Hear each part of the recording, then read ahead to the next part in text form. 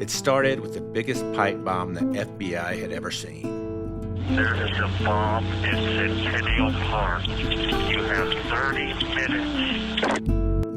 It ended in a dumpster after the largest manhunt in American history. My knees knocked so hard that I was about to answer them. That's how nervous I was. Eric Rudolph and the rise of anger. Domestic terrorism has been metastasizing across the country for a long time now.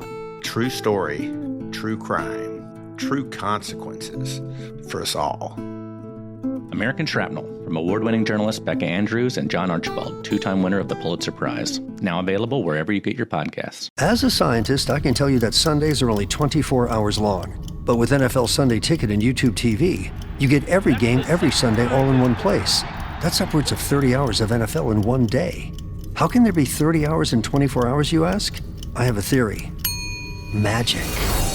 New users get NFL Sunday Ticket for 8 payments of $34.50 per month. Sign up at NFLSundayTicket.com. Local and national games on YouTube TV. NFL Sunday Ticket for out-of-market games excludes digital-only games and commercial use. Terms and embargoes apply. Availability varies.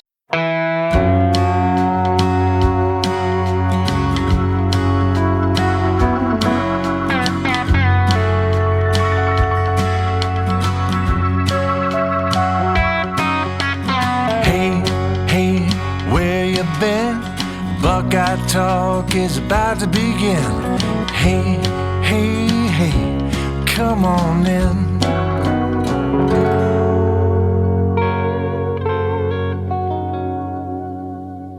Welcome back to Buckeye Talk. I'm Stephen Means. That's Stefan, Krajisnik, and that is Andrew Gillis. And this is your Thursday Buckeye Talk. I forget what day of the week it is. It's a bye week, so my entire week has been thrown off here. Yesterday, we talked about Brian Hartline and the offense after talking with the coordinators and Ryan Day on Tuesday, and now we're going to dedicate an entire pod to the defensive side of things, where we're going to spend 45 minutes going defense, good, and then we're going to say it 45 million other ways so we can get 45 minutes out of this podcast. Here's the raw stats for Ohio State through 3 games, and you take all this with a grain of salt because nobody's played anybody in a consistent way yet. Ohio State's given up 5.3 points per game. That's first in the Big Ten and second in the FBS.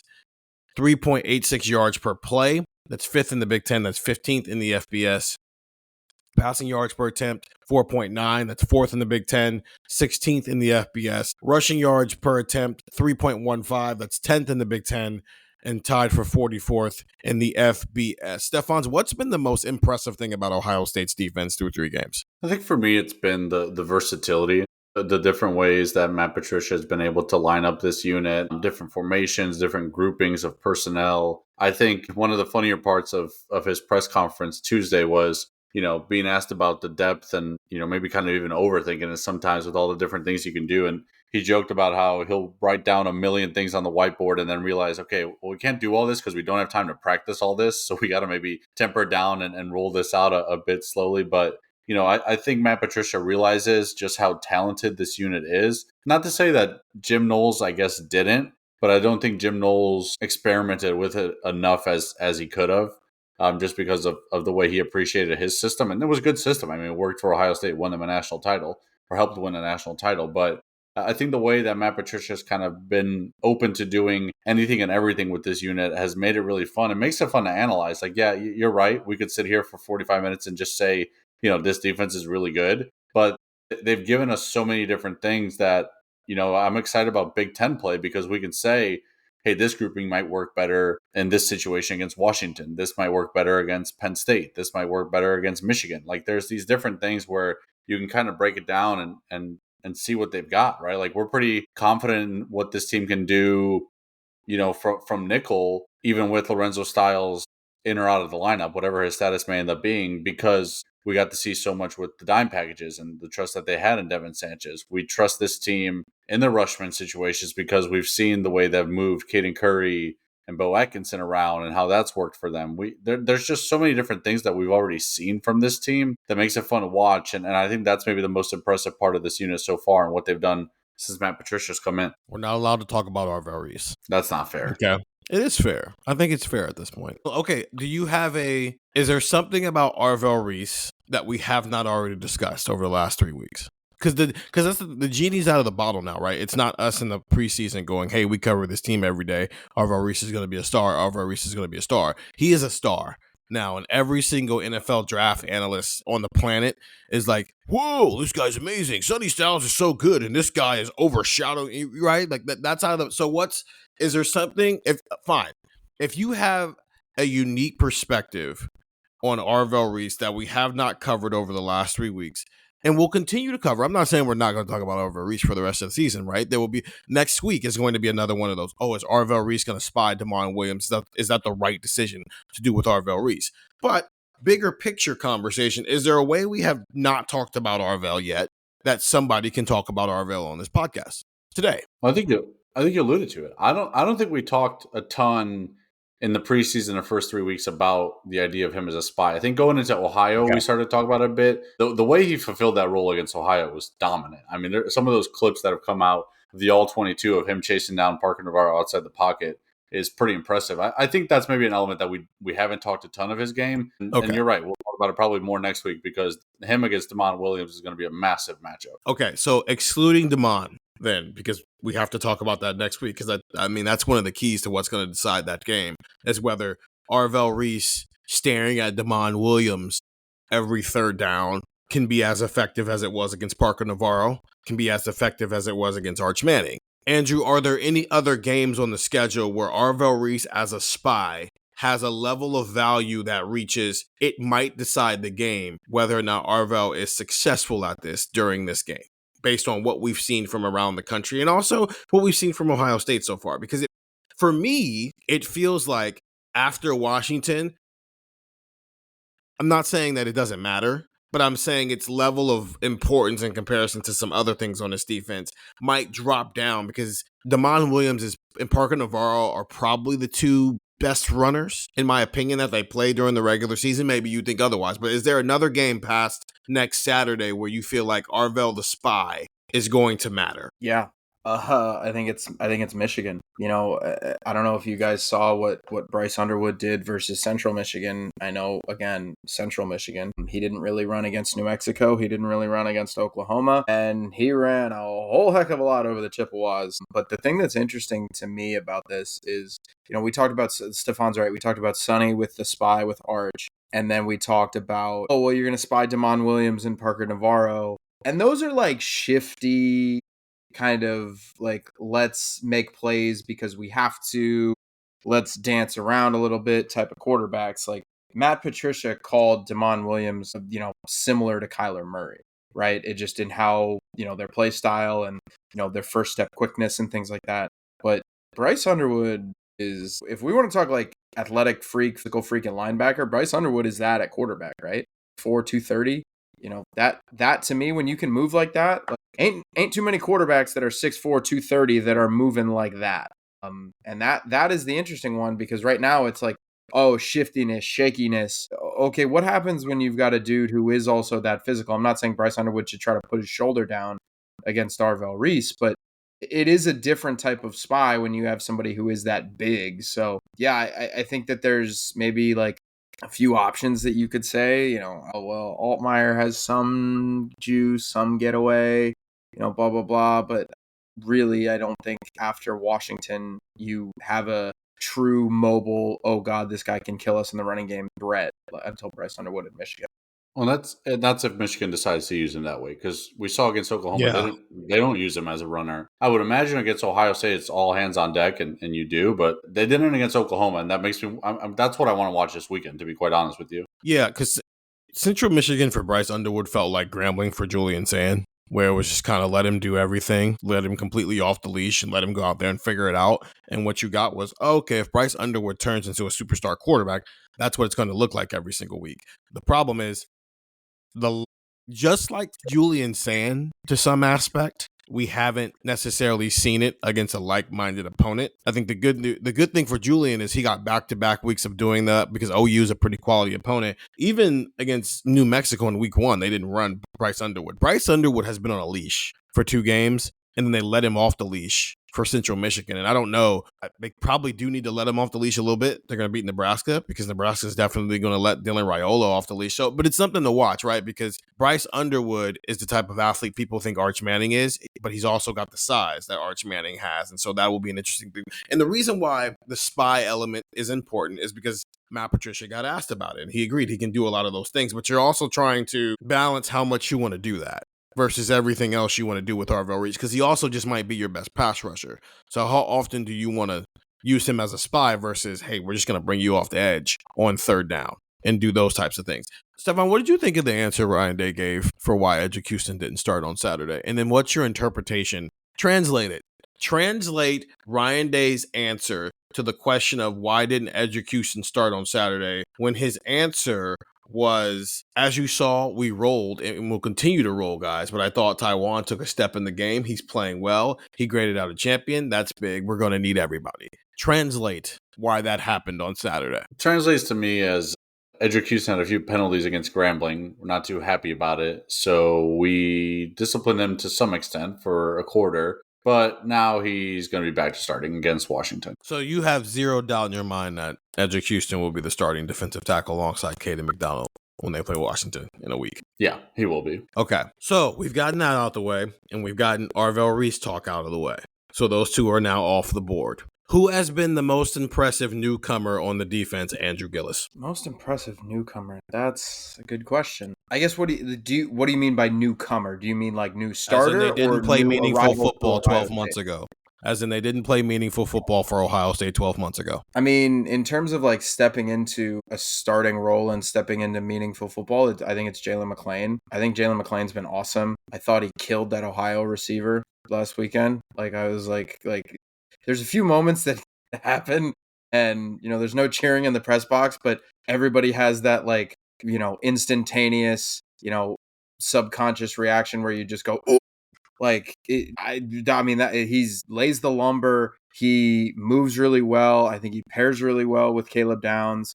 And I think while we may have been, like, I know Stefan had talked so much about how important Lathan Ransom was to this defense, and, like, he wasn't wrong. Like, Lathan Ransom was awesome, and he was one of the more underrated parts of a championship team. Jalen McClain has been really, really good. So, yeah, I've been really impressed with him through 3 weeks.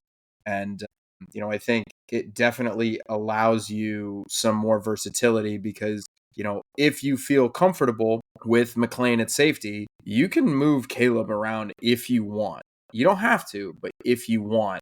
Like if you didn't feel comfortable that McClain or Hartford, you know, could patrol center field or patrol, you know, half of the field in a cover 2 look or something like that, you're probably not moving Caleb close to the line of scrimmage, because then if you're not comfortable with McClain, then you're putting Hartford out there next to him. And McClain's playing above Hartford. So I think McClain has been really, really good for this team. And I think he's been one of the bright spots that maybe we weren't as focused on as we should have been. I think part of it is they're not just moving Caleb around. I think they can do the stuff they're doing with Caleb Downs. They can do that with Jalen McClain too.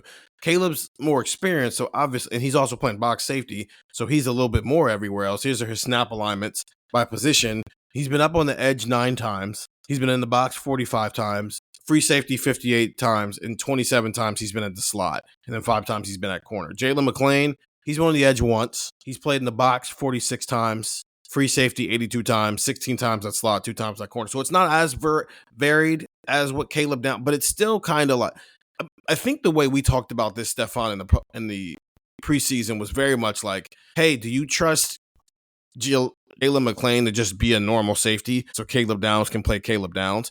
And I don't think it's quite that black and white after watching 3 games of football where it's just like Caleb Downs is just wherever he wants to be and everybody else has a singular job. I almost feel like, to bring Jermaine Matthews into this, and this is with all due respect to the guys that they were replacing because they were very good football players here, who's been a bigger upgrade, Jermaine Matthews at corner or Jalen McClain at safety? I'd probably lean Jermaine, but I can see the argument. Why Jermaine? Because I think Jermaine compared to Denzel is more of an upgrade than Jalen compared to Lathan. Because I think Lathan was the better player. I think you can make the case that Jalen McClain's been better than Jermaine Matthews through games too, though.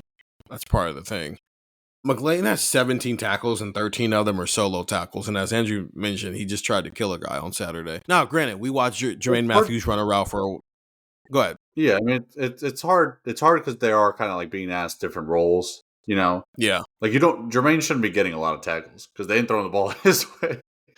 Right. That's like Jermaine got thrown the ball against Texas and he picked it off. Right. And granted, he also gave up a touchdown, but it's like, yeah, I picked the ball off. And then he almost had another pick in that same game. So, okay, fine. One was a touchdown. One was an interception. One was only not an interception because Sonny Styles didn't get his hands underneath the ball.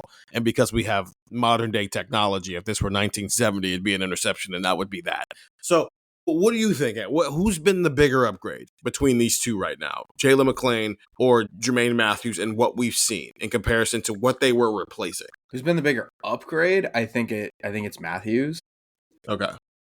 I think Matthews is playing at a level that is twofold. I think number one, he's playing at a level of like, man, this guy might be a high level, like top 50 NFL draft pick. And I think we had that with Denzel Burke at one time in 2023. Like, remember after that Notre Dame game, we were talking about, Denzel Burke, All-American. Denzel Burke is going to be a first-round pick, and Denzel Burke this and Denzel Burke that. And I'm not saying that was unwarranted, but it might have been a little premature because I think you look at what teams Ohio State played. Like, Denzel Burke was playing very well, but I don't think there was necessarily like a Denzel Burke is locking down, really talented receivers. And I thought Jermaine Matthews played very well against Texas. But you also add in the versatility of this whole thing with Matthews, and I think that's why it's a bigger upgrade, because it's not inconceivable that Ohio State lines up with Sanchez on the outside at some point in the near future as a starter, and Igbinosun on the outside, and Matthews is in that slot role.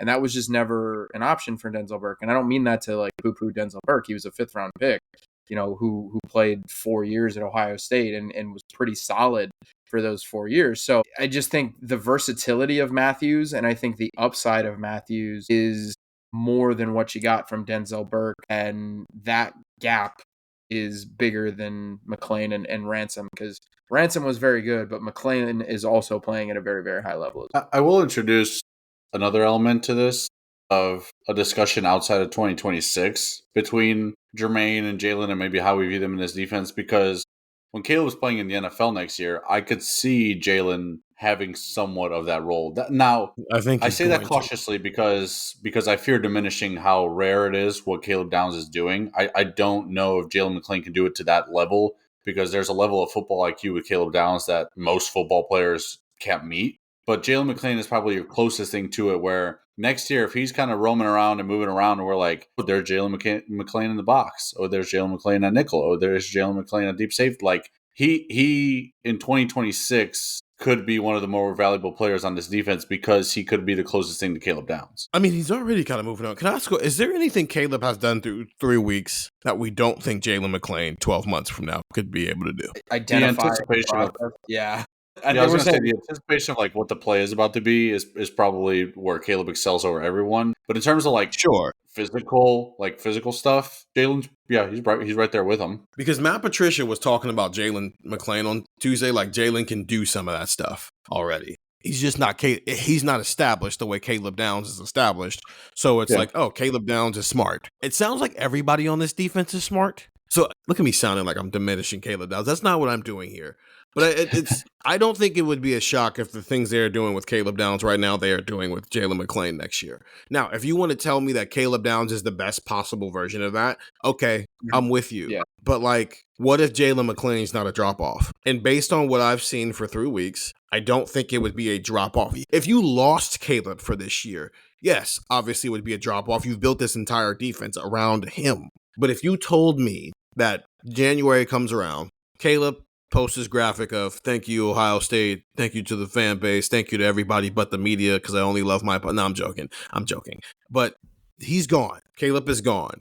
And we are now starting our conversations of, okay, who is Ohio State building its 2026 defense around? For sure. I think him and Edric Houston are the start of the list because Caleb for sure is gone. Sonny for sure is gone. Davison is gone. Let's see with Jermaine, right, what happens there. But I think he's going to be one of those guys when we do that post of is he gone or not, he's going to be on that list. I think we're only going to get one good year of Arvell Reese, which sucks, but it is what it is. I have no one to blame but myself. Yeah. You started this a year ago. Devin Sanchez on the outside, obviously, will be. But in terms of guys who are in the middle of the field and are the nucleus of the defense, I think it's hey, who do they start this defense around?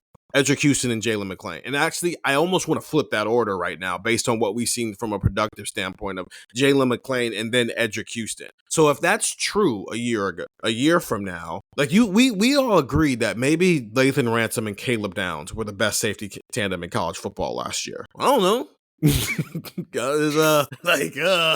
You know? It's happening. I'm just saying. Did we just come full circle around to the idea that all defenses are safety-driven defenses? Yes, that was all Jim I Knowles heard from was Jim Knowles. Yes, Jim Knowles for years was like, it's a safety-driven defense. It's a safety-driven defense. And now, here we are. They're talking a lot about the communication part of it. And the reason you talk about the communications, because yes, that's 90% of anything in life. If you just communicate, things can be better. But also, if you have a guy who's freelancing the way Caleb Downs is sometimes, people have to know what you are doing.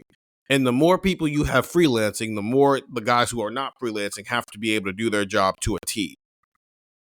Or just have instincts. And the thing about what Lathan Ransom was doing in the playoff last year, when he was asking ball carriers every week, hey, are you sure you want to play football the rest of this day? A lot of that was just instinctual. We're sending you on a blitz, and I'm timing this right, and then I'm meeting the guy in the hole and land some lumber.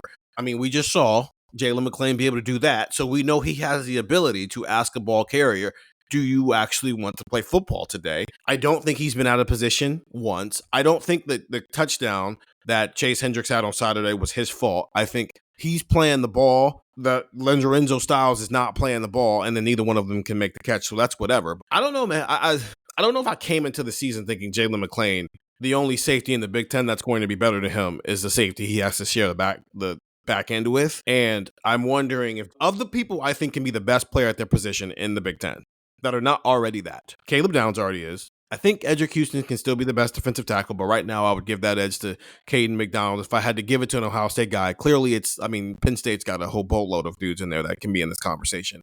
Arvell Reese and Jalen McClain, and then Jermaine.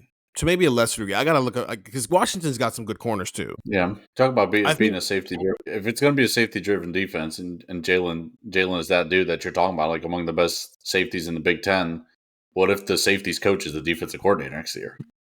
See, now you're 3D thinking. You know, I do think it's impressive to Jalen McClain that we're sitting here going, he's not going to be as good as the current guy if he takes over this kind of like mainstay of the defense next year. But I don't know. But that's not true. A knock on McClain. Well, I think it's true because like Caleb Downs has a supercomputer between his ears, and like again, I understand the physicality might be the same, or they might be the same player like physically. I don't know if you're just going to replace the player that everybody says he's a coach, he's the smartest player I've ever played with, he knows everything that's happening before it happens. This is ridiculous. Like think about all the players that have said like, I've never seen this before in my life. Like, I don't know if you're going to get that, but that doesn't mean like Jalen McClain's like not like a first round safety, which is, I think, a really, really impressive part of what McClain has done is that Caleb Downs is the super freak of all super freaks to where the quarterbacks are not playing well this year. You're kind of wondering like, all right, what's going on there? Maybe Caleb Downs is like a top 5 pick. Maybe he's like a high-level draft pick, even with the devaluation of the safety position. And Jalen McClain is in the ballpark. And that's a remarkable credit to Jalen McClain because Caleb Downs is one of the best college safeties I've ever seen play. And I'm just not ready to put that bar on Jalen McClain yet, considering that Caleb, it's like, I mean, like, look, Polamalu at USC was great. You know, Kyle Hamilton at Notre Dame was great. I'm trying to think of other safeties. Okay, listen. Let me. He's not in that ballpark, okay. But he's close. Let me clear this because we're talking about NFL draft prospects now, and that's not what I'm talking about.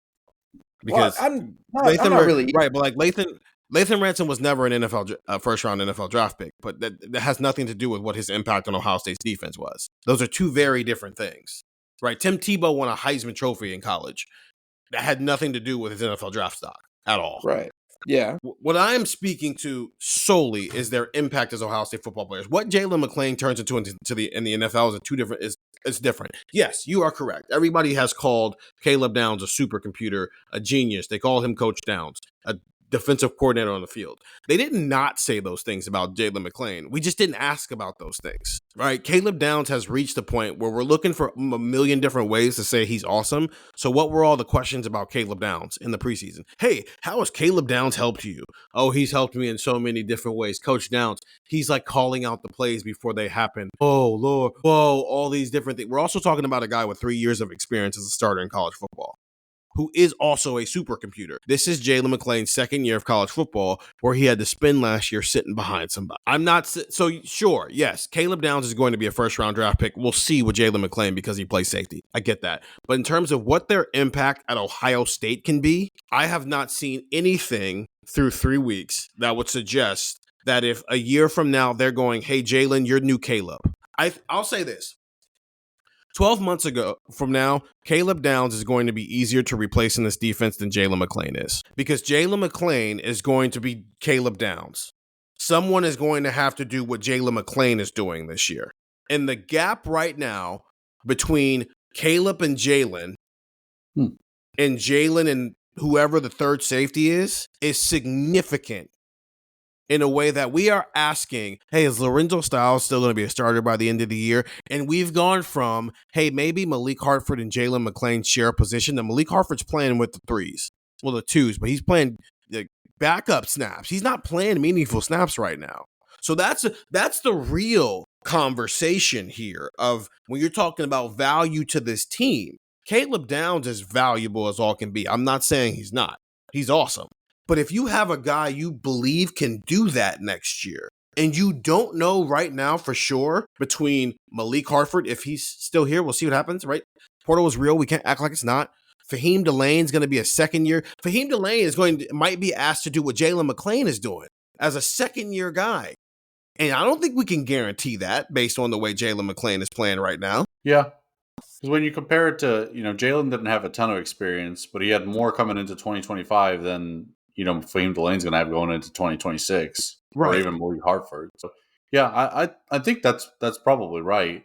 At this point, it's like whoever the next safety is going to be great too, because sure, yeah, I know that's what Mecca already started to do that. Yeah, that's the world. I mean, it's Ohio State, so it's very easy to live in the world where everything will be fine. Everybody's going to be good at all times. Everybody's a first-round draft pick, even though there's only 32 every single year.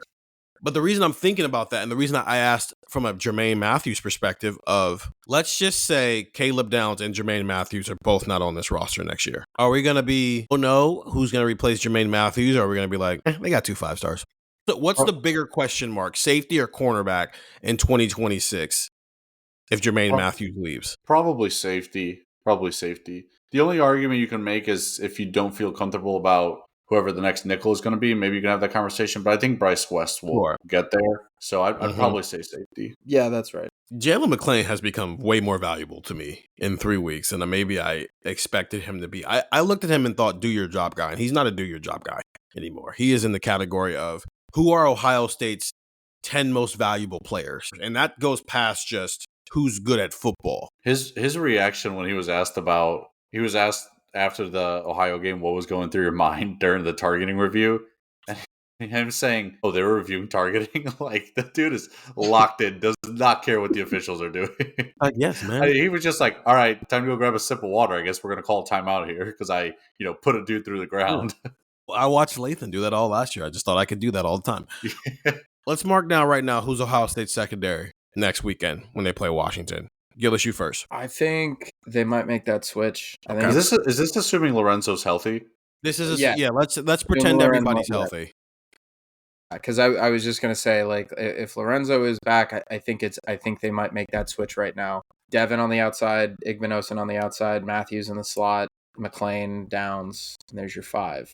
I think I said this, and we did a video on Tuesday after we were done with pressers, and I said, basically, like, even if there are freshman mistakes from Sanchez, which, like, I don't know what level those will be, but even if there are, I think the upside of Sanchez is higher than what you're going to get from Styles, and the upside of putting Matthews in the slot.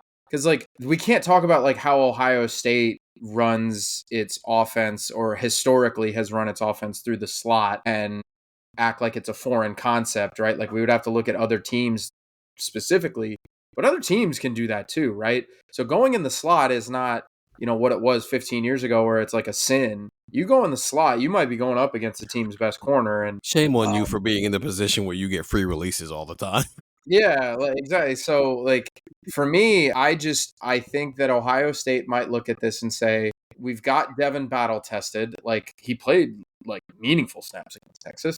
They've got him battle tested. And I think they might just say, what gives us the best chance to win now? What gives us the best chance to win in December and January, and how do we weigh those things? And honestly, I think you could make a case that the answer is Devin right now, and I think it gets stronger over time. And coming out of a bye week, this feels like the right time to do it. I think it's going to be those 5. Stefan, he's played 61 snaps, 11 against Texas, 23 against Grambling, 27 against Ohio, and he was in there. A lot of those 11 snaps against Texas were high leverage. You got to have it. Matt Patricia called it you got to have it. High pressurized situation level snap. So this is not us having a conversation about a guy who had a pick against Grambling and 4 pass breakups, and we're going, oh, okay, well, now he's ready to go do this in the Big Ten. This is a guy who did that. And it wasn't perfect, right? He did give up the 30-yard catch. So he's got 4 targets, 2 catches for 46 yards, 17 yards after the catch. 13 of those yards after the catch came against Ohio, and 30 of his 46 yards came against Texas. So it's not been perfect. To Andrew's point there, I don't know if that was a freshman mistake more than it was Arch Manning finally. Arch threw a ball. Yeah, Arch I don't know. Great I guess Arch's shoulder was working on that play, and so he threw a dot, and it's I'm not really. No, Devin got beat off the line of scrimmage, right? But it wasn't. Some of that is you got to give credit to Arch. Did you see enough in 61 snaps that make you feel confident if Andrew is right? And that's the secondary we see against Washington in a world where Washington might have a first-round draft pick at wide receiver and Denzel Boston, who will also see a true freshman out there and probably try to get Denzel Boston lined up on him as much as possible. I would be confident. Still think if Lorenzo's healthy, they'll start him. I think they'll still lean on experience there. But yeah, I'm all in on Devin Sanchez and that. There's just so much around him there in that secondary where I don't think he's going to get stuck on an island too often. Mm-hmm. And when he does, I think he can execute. I think they can trust him. I think because you have so many geniuses on defense, you can live with having the true freshman out there. Because I've gone back and rewatched that Texas game a couple of times now, and there are a couple of plays where you can vividly see Caleb Downs directing Devin on where to go, and Devin starts out high, and he's like, "No, come down here." He said, "Actually, no, go in here. No, come right." You can see Caleb Downs, the chess match happening with Caleb Downs, and him literally communicating to the DBs around him where he needs them to be. So what he does, it doesn't leave a gaping hole in the defense that leads to an explosive play if he doesn't get home or he doesn't do what needs to be done on that play. And it was to the point you made of there's enough around Devin to not hide, because I don't think he's not looked bad. He looks good, actually. He looks very, very good, actually, to be honest with you. But there's enough geniuses around Devin Sanchez that if you wanted to throw a true freshman out there who also has shown you both from an athletic standpoint and then from a mental standpoint, he can handle this, I think it would be fine if they did it. Yeah, the only thing he lacks is experience, and you can put enough guys around him with experience to help, mask that part of it. And you only get experience. It's easier to play corner when Caleb Downs says, "Hey, he's going to run a 10-yard out route. Be ready for that." Even if you get beat, Jalen McClain might knock his head off, so it doesn't really matter. Okay, let's take a break, and then we're going to grade Matt Patricia here on Buckeye Talk. This episode is brought to you by ESPN. Catch the first WWE Premium Live event on ESPN, WrestlePalooza, live on Saturday, September 20th at 7 p.m. Eastern Time. It's going to be an epic night in Indianapolis, featuring some of the biggest WWE superstars. This event is only on ESPN, so go to stream.espn.com and sign up to the ESPN app today for your all-access pass to WrestlePalooza and all WWE Premium Live events. New Vitamin Water Zero Sugar Pineapple Passion Fruit is packed with vitamins, just like the amount of peas we packed in that sentence. It's packed like your tote bag, the one you stole from your ex, or your overpriced half a studio apartment, or extra rushed rush hour traffic. Packed like your calendar, triple booked at 5, of course. Grab a Vitamin Water. Did we mention it's packed with vitamins?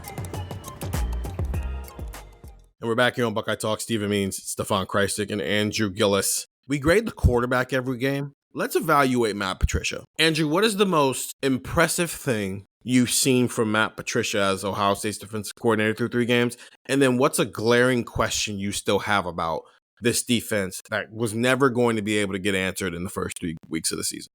I think the most impressive thing is, well, do you want me to grade him too? Do you want me to give a grade? And Not then yet. No, do those 2 things first. So, all right. So the most impressive thing I've seen, I don't want to go too long on this because Stefan kind of opened with this. The versatility of this defense is really impressive. The ways that guys move around to different spots, the way that I think they've maximized their talent, that is very impressive to me. I have been, kind of really, really impressed with the different looks, the different packages, how they're getting everybody involved. I hate to say it, but it feels a little Patriots-y, where like Bill Belichick and that Patriots staff, they famously would look at a player and say, all right, well, don't tell me what he can't do. Tell me what he can do. And they'll maximize it. How many times have you seen CJ Hicks on the field in 2nd and 3? How many times have you seen CJ Hicks on the field in 3rd and long, right? I think they are maximizing their ability. That is very impressive.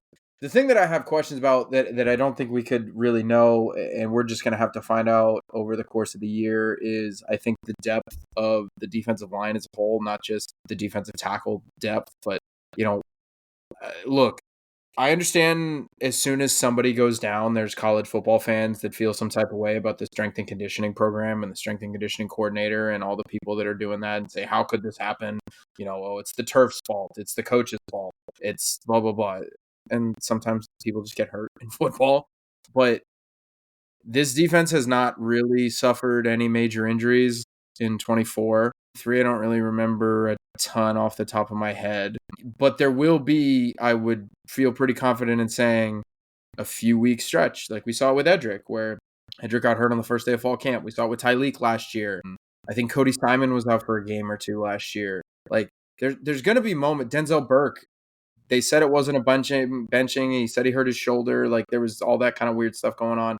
Like there's going to be depth questions that have to be answered in the next couple of weeks. And I think the defensive line is interesting. There was a video, I think his name Treadwell, played offensive line at Penn State. He does these like film reviews on Twitter, and he did a really good one about Caden Curry and how Caden Curry had a really, really strong game. But what do you have after that? Like what's after Edric and Edric and Caden? If you lose Edric for 2 weeks, okay, Taiwan's there and that's great. And you feel great about Taiwan, but somebody else is playing. And the depth of the defensive line, which has been pretty good, I think is a question that I have that frankly, you don't really want to see answered because that means somebody else is hurt. But I think it is foolish and short-sighted to anticipate that everybody is going to go through the season feeling 100% and like they're relaxing at the beach the whole time. So there's going to be bumps and bruises. Well, Will Smith, I think, to be honest with you, Will Smith's been the best defensive tackle not named Caden McDonald so far this year. So it sounds like that depth at defensive tackle has been solidified already. But sure, you want to continue building on. Stefan, same 2 questions to you. Yeah, I give him an A.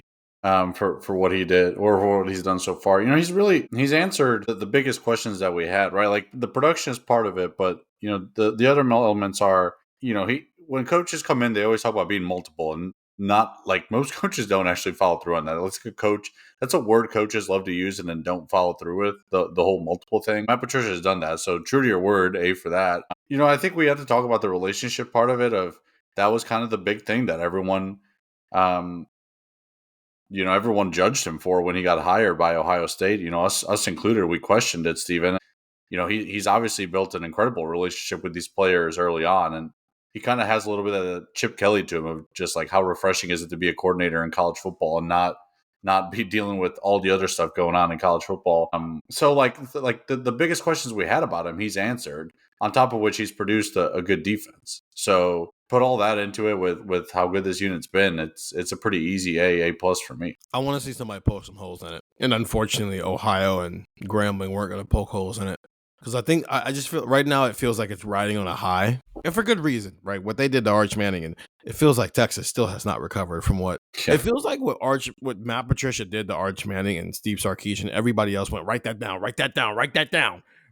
And then they've been deployed it for 3 weeks after that, while also Arch has just not looked good at all. And so Matt Patricia gave the world a way to solve Arch Manning before Arch Manning had a chance to give people a reason to need to solve him. And now I want to see people poke holes in it. I want to see Damon Williams, Arvell Reese, but does Damon Williams win this time? Right? I want to see Luke Altmaier with all the experience he has against this defense. I still believe in you, Drake Lindsay, but that wasn't great this weekend. That wasn't great. That wasn't great, but I still believe in you. I mean, listen, the gap between Dante Moore and Julian Sand and the rest of the quarterbacks in this conference right now is still wide. Let's make that abundantly clear. So this was not a conversation of, was any of these guys better? It was just, can they outplay Julian Sand on one day? But right, those are the two best quarterbacks in this conference.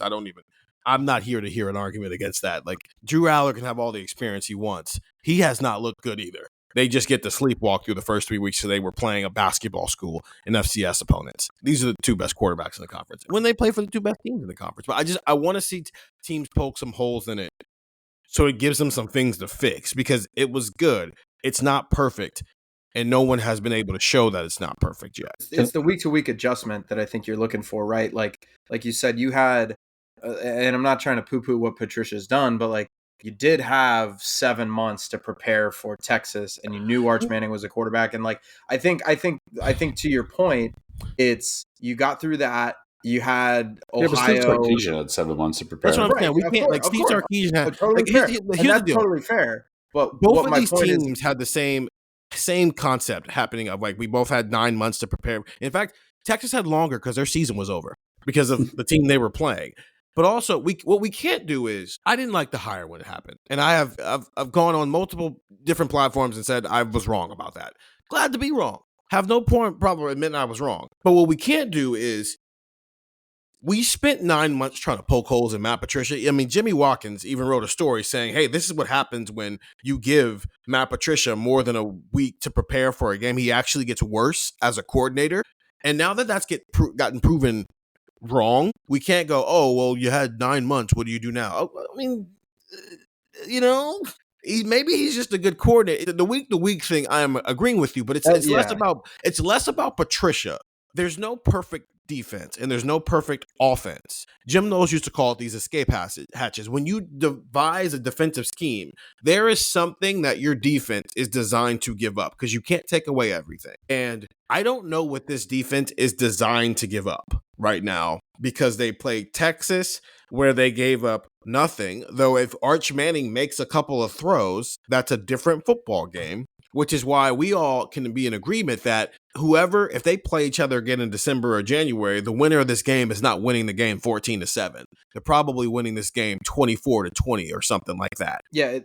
My point is, like, you have a week-to-week thing, and like Damon Williams or Darius Taylor or whoever, like, pokes a hole in it. Okay, let's, like, what's the fix here, and what's the change here? Because, like, I'm sure there are things that, like, Matt Patricia went into the Texas film and went, this wasn't good enough. We got to fix this. We got to fix that. We got to fix this. It just, they scored 7 points on him. So it really wasn't, like, glaring. And I'm sure there were issues that he would like to fix, but you didn't really get to see that in action. I think you can see that in action with the 3-game stretch of Washington and Damon Williams, and like Minnesota's got a great running game, and Darius Taylor is one of the best running backs in the Big Ten. And then you have Illinois right after that. Like that is, I think, what we're trying to say, and the crux of it all, of just how things go on a week-to-week basis. No, I'm not saying that. I am not talking about the week-to-week thing. I am talking about, we think this defense is awesome, and they have only had to show it once. I think Jalen McClain can be every bit as impactful in this defense as Caleb Downs can be. Okay, well, let's find out against Washington. Let's find out against Illinois. Let's find out against Penn State. We think Jermaine Matthews is a dog, and we've seen him do that. But he has not been asked to do that consistently for 12 games. He's done it in little spurts when he's had to be asked to do more, right? Davison Igbinosun has one penalty right now. He's also played one team who had receivers where it was actually a matchup, right? Arvell Reese has looked like a stud. Damon Williams, when you add in his experience and talent level, is probably the best quarterback he'll have faced so far this year. The D-line's been okay. Hasn't been great. It's been okay. So they won against Texas. And so because of that, and the way they gave Steve Sarkisian and Arch Manning fits, we haven't really had moments to really dive into, okay, This defense is really good, but where are some areas where it needs some improvement? And now we're going to get into an 8-game stretch where we're going to find out where this defense needs some improvement. Because, again, they beat Texas 14-7. Actually, Arch might not be that good, so they might be able to win that game 14-7. But if they play Miami, you might not be able to win that game 14-7 because Carson Beck is better than Arch Manning. Who'd have thought I'd be saying that sentence? Miami boy. Yeah, I am a Miami boy this year. The Damon Williams thing is interesting because can I interest you guys in some stats and some Buckeye Talk research? Of course. So I did this for a story I wrote for cleveland.com on Wednesday, so I think there might be interest to share with our listeners here. So Matt Patricia compared Damon Williams to Kyler Murray, and kind of the size and stature stuff lines up. So I went back and tried to find the games where Matt Patricia coached against Kyler Murray to some extent in the NFL. The Cardinals and Lions actually played each other in 2019 and 2020. So those were Kyler's first 2 years. Kyler's debut in the NFL was against Matt Patricia's Lions. In the debut, Cardinals made Kyler Murray throw it 54 times in his first NFL game, which is just hilarious. But he was pretty good. 29 of 54, 308 yards, 2 touchdowns, and interception. That game ended in a 27-27 tie. And then in 2020, they played each other again. Kyler was 23 of 35, 270, 2 touchdowns, 3 interceptions, and a rushing touchdown. And then in 2022, when Patricia was back on the Patriots, kind of in a senior, advisor role, Kyler got hurt. He only threw 1 pass in that game.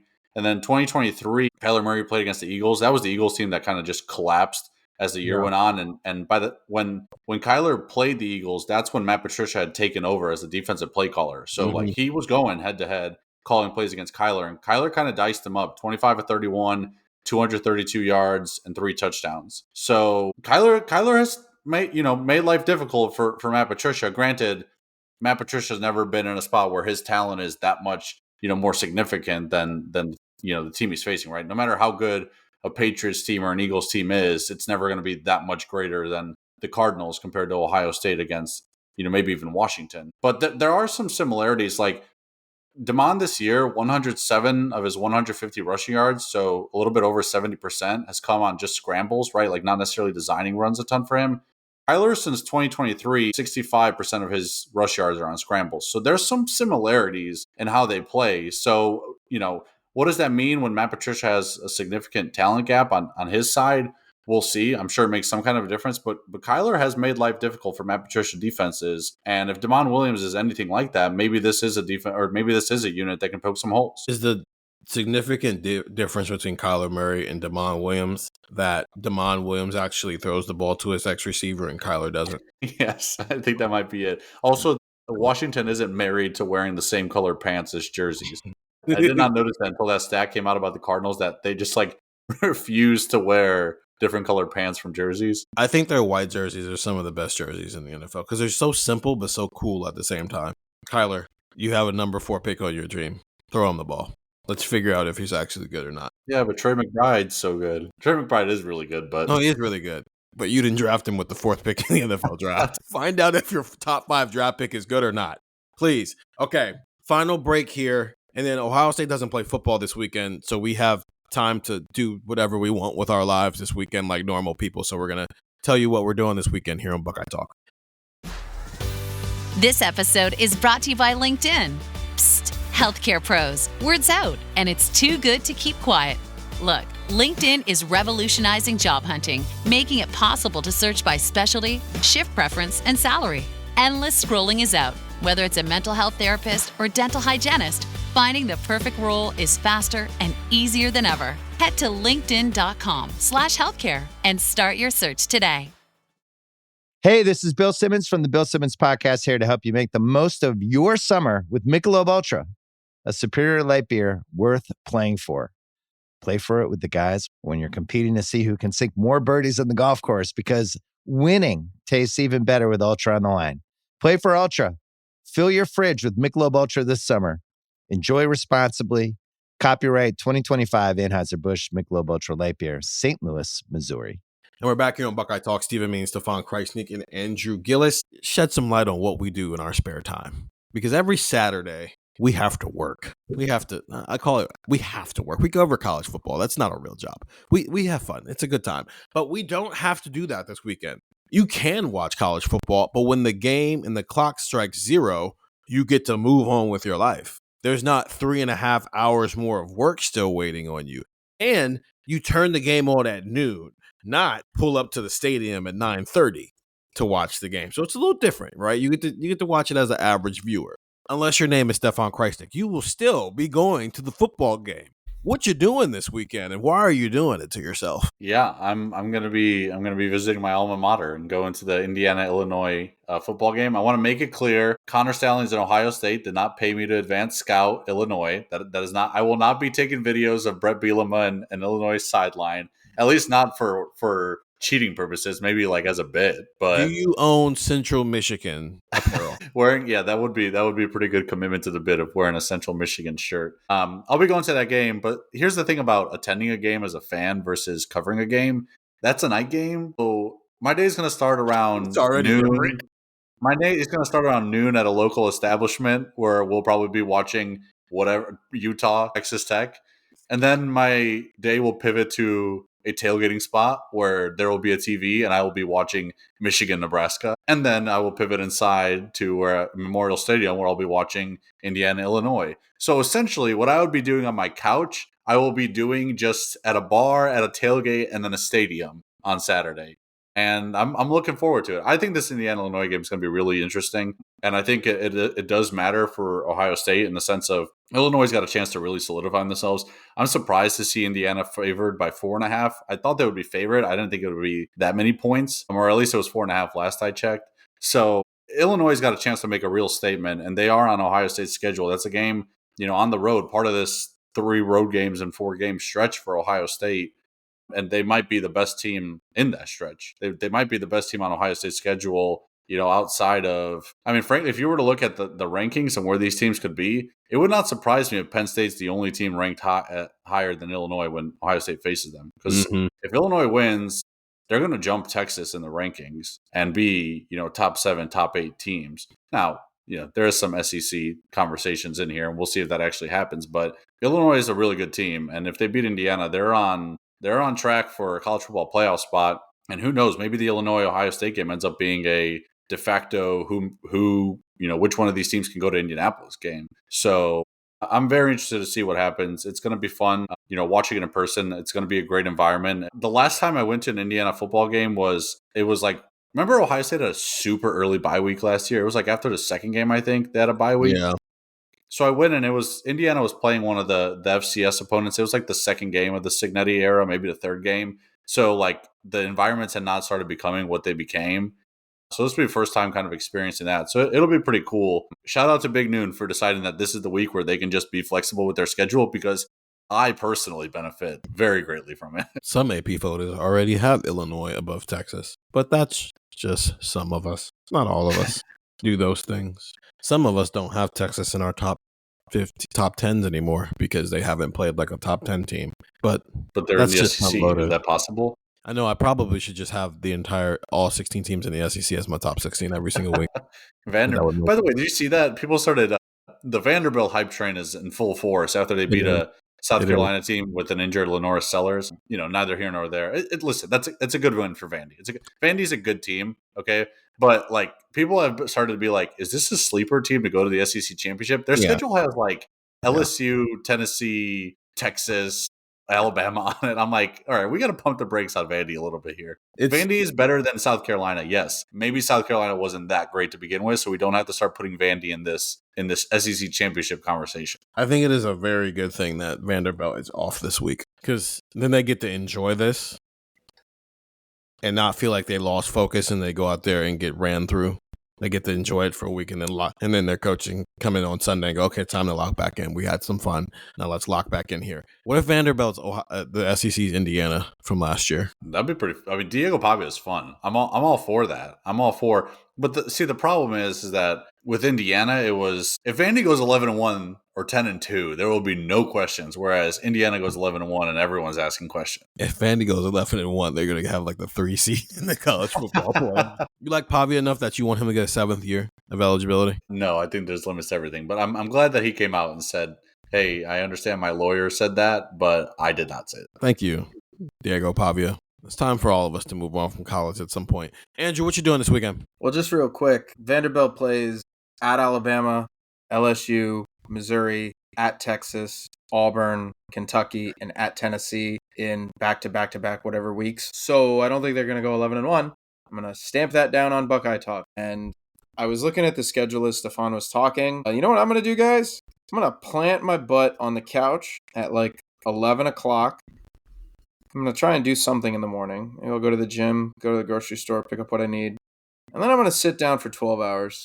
I'm not going to do anything. I'm going to sit there and I'm going to watch football. Like, I don't know if any of you guys listen to the Solid Verbal, but they're like a national college football show, and they like name every Saturday.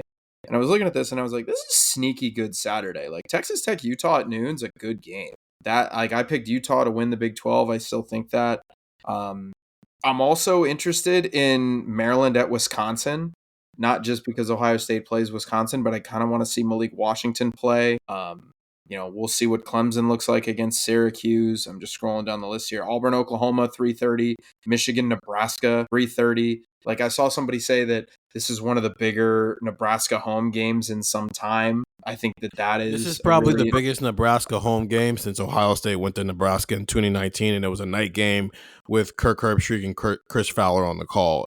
Adrian Martinez was their quarterback, and they had scared Ohio State the year before that, so it was kind of a big deal, and it should have been their coming out party, and instead, Justin Fields, J.K. Dobbins, and Chase Young had a field day. So I agree. This is the biggest home game for Nebraska, I think, since 2019, and I don't think it would be a shock if they pulled this game out. Yeah, and now all of a sudden they have people's attention. It was like a sports bettor that was like tweeting about it because they were like, considering the spread, I don't know what the spread of Ohio State Nebraska was in 2019, but my guess it wasn't Michigan -2.5 or the visiting team -2.5, right? So I mean, you got that. Obviously, Indiana, Illinois will be good. Like, there's even like fun night game. Like Florida at Miami is an interesting night game. You get. Let's see. There's one more that I was gonna. Oh, Michigan State, USC at 11 o'clock. Like, I say, stop. USC could score some points. Like, look. If that game's over at halftime, Michigan State team. If that game's over at halftime, I'll go to bed. But like, will you put any stock into USC if they win that game? What if they score 60? Why? It doesn't feel like that game is any different than the first 3 games I played. No, I just want to watch USC. I think. I get that. It can be entertaining, but not tell us. Yeah, it can be entertaining and not tell us anything about whether or not Lincoln Riley's team is good or not. Yeah, that's fair. But I still want to see it. I mean, and then you get the Hawaii kickoff at 11:59. So like, it's like, Andrew, what are you doing this week? We don't have to watch football all day. It's like, well, have news for you. Because guess what I'm going to do on Sunday? I'm going to go to bed at whatever time after the USC and Hawaii, everything kind of wraps up on Saturday night. I'm going to wake up on Sunday and I'm going to say, wonder if Jaden Daniels' knee is healthy. And I'm going to sit down on the couch and trust you me, I have 2 televisions. One is in my closet right now, and I will bring it out. And I will do this on Saturday, and I'll set it in front of my TV, and I'll have a dual screen set up. And I'm going to sit there for another 12 hours on Sunday. I am going to do comic levels of nothingness other than watch football. I'm going to have all my stories ready to go. I will be back from my high school trip on Friday night. If I take 1,500 steps on either day failure. I will be going to pick up food at some point, so maybe that'll get me there. I was thinking Roosters, maybe because Roosters does have really good wings. No free ads, but or wings of some kind, because there's also wings over. I could do that. I don't want to do a pizza, but yeah, like I have already started to think like, football. I'm gonna get to watch it for over 24 hours this weekend. This is pretty great. And the Thursday game is kind of poopy with the Bills and Dolphins. So we get that. And then guess what we get on Monday? Ravens-Lions. So it is going to be ridiculous. End tweet. I'm going to have YouTube TV pulled up on my phone. So this is day 2 of me coming on this microphone and telling you how good I am in my relationship. So next weekend is my girlfriend's birthday. Unfortunately, we'll be in Seattle. So, that's tough, right? But you can't not celebrate your girlfriend's birthday. So we have a lot of stuff planned over the next couple of days. Like her dad's coming into town. I think as we're recording this, he probably just got here like 15 minutes ago. Again, I'm in the office, so I have no idea what's going on in the rest of my home right now. Yeah, we're going to be doing that stuff this weekend. So in the background, I'm going to have all these games on. And just in case there are people who want to yell at me about my AP vote, YouTube TV, you can literally record every game. So I have every game on my computer. So while I won't be able to watch all of them live, they will all get watched at some point. I actually do want to take people through my process one day. Today's not the day to do that. Maybe I can do that, or for the Monday pod, Stefan, I can walk people through what my process is with my AP vote, because it's actually pretty strenuous. I think you should do a day in the life on TikTok. A day in the life of an AP voter? Day in the life of an AP voter. That would probably blow up with how much AP voters have been in the news recently. It's just me, it's just me in my chair, pressing rewind and fast forward to make sure I studied everything.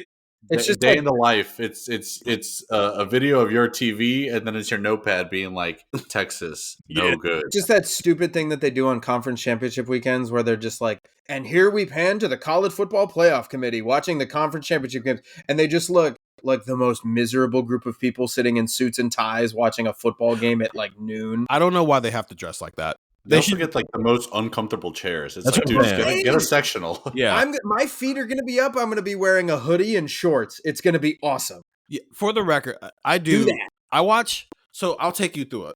This is a shorthand version of what we can do on. The good thing about Ohio State playing at noon so often, in all seriousness, is that I can do a lot of this and still feel like I got a good night's sleep, because last week was kind of not great. I looked up at my clock at one point, and it was like 5:30 in the morning. And I was like, man, I'm not even close to watching football games, right? And so when Ohio State plays at night, it turns into work. I will say that. But during the day, but the good thing is I got to watch a lot of these games during the day. So I guess the worst is the 3:30 games where you get to watch nothing and then you have to go home and watch all these games. But I do have a list of teams. It's a long list of teams where I'll try to watch enough to get an idea on people, and then I'll also take in box scores and all these different things in different contexts. But I'll take you through all that on Monday. The point is, this weekend I am going to be doing birthday celebrations a week early, since I'm not going to be here, while also having YouTube TV on in the background. Most of the places we're going, though, do have televisions. So one of the places we're going to Spec. It's an Italian place in Columbus that we're going to. I'm pretty sure they have television. So Spec, for starters, no free ads. But if you're looking for ads, Buckeye Talk's here for you, man. We're here to promote you as long as you have the Michigan-Nebraska game on Saturday. That's the deal. Just have the game on Saturday, please. Every place I go, if you see me walk in, as if any of the people who work at the places we're going to are going to be thinking about that. But if you see me walk in, just turn the games on. Do that for me. I don't know what I can do for you, but I'll figure out something. Get the text 614. Leave a nice tip. Mm-hmm. Yeah, I can do that, I guess. I just love the idea of the game going on to where Steven can see it and his girlfriend can't.